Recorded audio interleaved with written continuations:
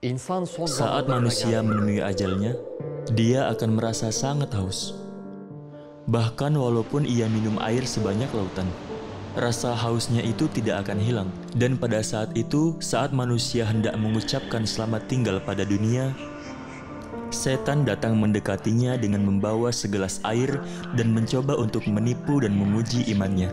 Jadi, akankah kita melewati perjalanan ini? Pertanyaan apakah yang akan setan ajukan kepada kita? Seperti apakah pengalaman kita nanti saat ajal menjemput? Apakah sakaratul maut itu? Kita akan membahas pertanyaan ini kalau kalian siap.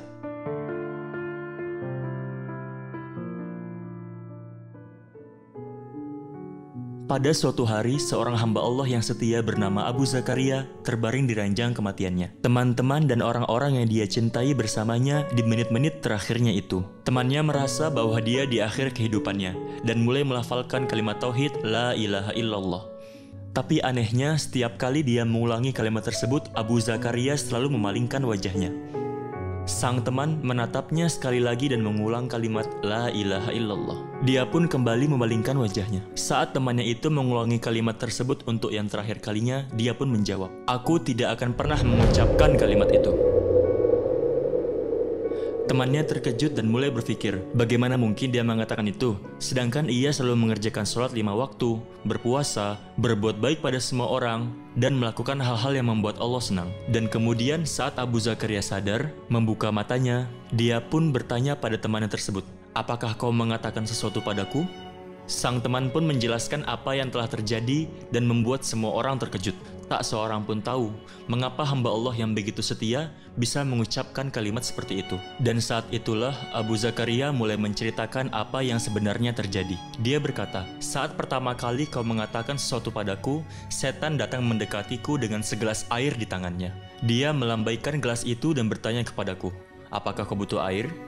Lalu aku memalingkan wajahku. Saat kau mengatakan sesuatu untuk yang kedua kalinya, setan mendatangiku lagi dan dia ingin aku mengatakan, 'Yesus Kristus adalah anak Tuhan.' Dan aku pun memalingkan wajahku lagi. Dan untuk yang ketiga kalinya, dia ingin aku mengatakan La ilaha, yang artinya tidak ada Tuhan. Dan aku pun menjawab, aku tidak akan pernah mengucapkan kalimat itu."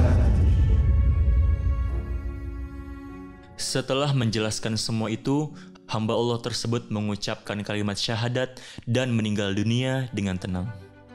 Saudaraku, peristiwa yang dialami hamba Allah ini adalah sakaratul maut. Nah, dari cerita ini, kalian pasti paham betapa melelahkan dan sulitnya momen tersebut. Dan di samping itu, banyak pertanyaan muncul di benak kita. Jadi, bagaimanakah rasanya sakaratul maut itu? Akankah kita akan melewatinya juga? Apakah yang harus kita lakukan agar pada saat itu kita tidak terjatuh dalam tipu daya setan? Bagaimana kita membedakan mana yang salah dan mana yang benar pada saat itu? Ya, kita semua tanpa terkecuali akan melewati momen tersebut. Dan setan akan melakukan usaha terbaiknya untuk menipu kita. Dia akan melancarkan serangannya untuk menguji iman kita.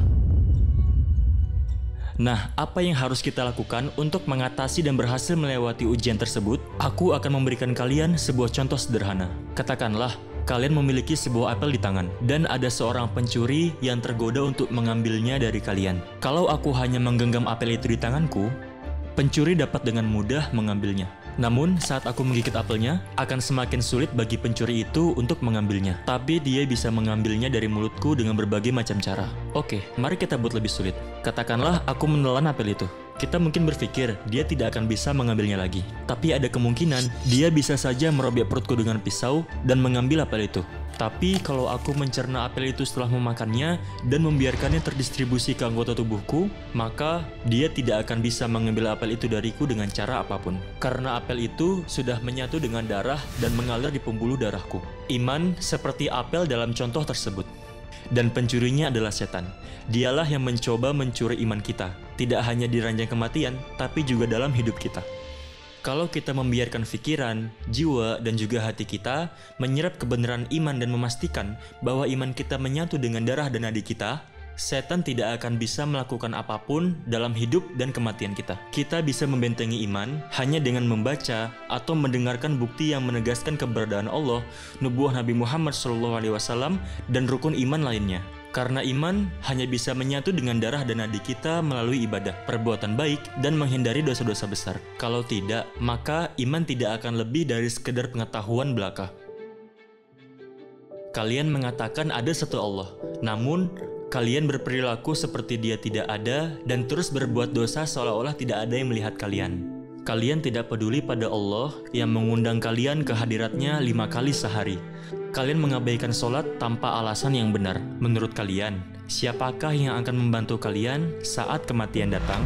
Harta yang kalian kejar seumur hidup, game komputer yang kalian mainkan siang dan malam, kekasih haram yang kalian cintai dengan sepenuh hati dan berkata, "Aku tidak akan pernah menyerah." Atau rumah kalian, mobil kalian, uang kalian, atau pangkat, jabatan, karir yang kalian perjuangkan selama ini.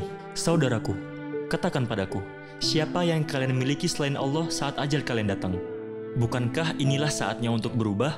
Sampai kapan kalian seperti ini?